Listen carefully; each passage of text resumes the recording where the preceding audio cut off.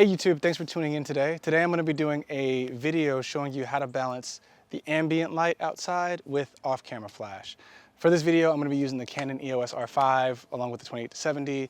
Alongside the Godox system, I'm going to be using the Godox 8400 Pro along with the Godox trigger, and I'm going to show you exactly how it looks right from within the camera. So if you're new to this channel, make sure to subscribe so that you get more content like this, but let's go ahead and get started.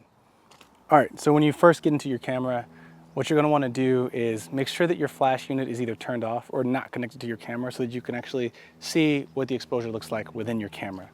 As you can see here, she's relatively exposed okay, but the background is just way blown out. And so the purpose of off-camera flash is to capture both in a solid singular exposure. And so what we're gonna do is I'm gonna turn my exposure up, turn my shutter speed up, so that I can expose for the background. As you can see, she's now barely visible, and you can see the background. You see all the colors, the blues, the greens, the sky is correct, right?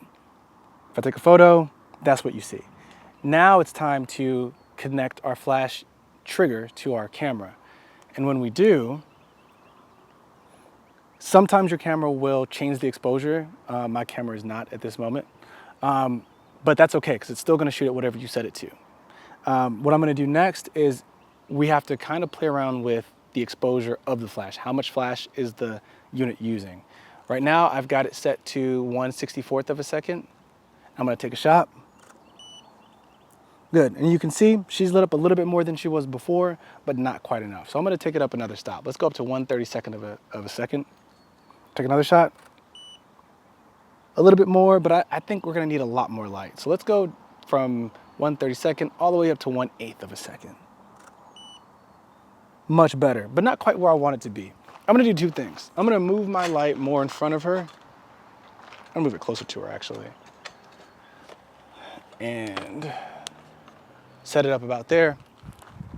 And then I'm gonna turn this up a lot more. Let's go up to 1/2 power. And I'm gonna take a shot.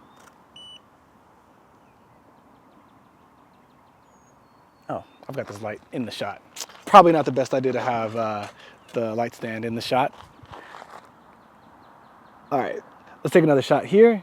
1/2 of a second. A little bit more, and I'm gonna turn to full power. That's good. So it's a little darker than I like, right? You can still see that shadow from the sun. What I may need to do here is compensate two things. One, I could get a stronger flash unit. Right now, the 8400 has about 400 watts. The 8600 would most likely be able to handle any amount of sunlight. But since I have the 8400, I'm gonna turn the ambient light up just a little bit. And then I'm gonna take another shot. Perfect, now that's great. Right at the camera. Yeah, now you can see she's lit much perfectly. Turn your head towards that light for me, Sierra. Good, and now you can see she's lit, fantastically. And so, but what's great is, again, you can still see the ambient light behind her. She's lit perfectly, and it gives you just a more dramatic look than what you'll get with natural light. And then even in post, when you're editing your photos, you have more room to play with what you want to do, because the photo overall is just better exposed. So that's it for this video. we're gonna hang out here and take some more photos. So if you guys want to watch behind the scenes of what we got at this awesome location here in Austin, Texas, check this link down in the description.